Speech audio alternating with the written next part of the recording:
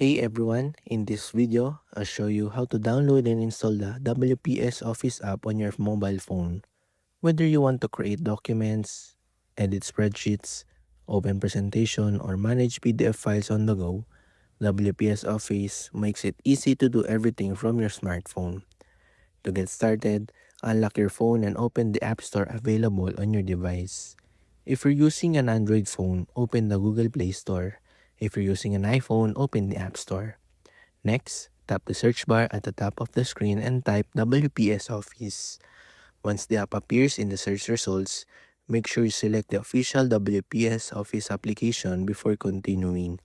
After that, tap the install or get button to begin downloading the app to your device. Depending on your internet connection speed, the download and installation process may take a few moments to complete. Once the installation is finished, tap Open to launch the app for the first time. You may be asked to allow certain permissions such as process, access to files, and storage so the app can open and save your documents properly. After completing the setup process, you can sign into your account or start using the app immediately to create, edit, and manage your files directly from your mobile phone. And that's it. That's how you can download and install the WPS Office app on your mobile phone. If this video helped you, don't forget to like, subscribe, and I'll see you in the next one.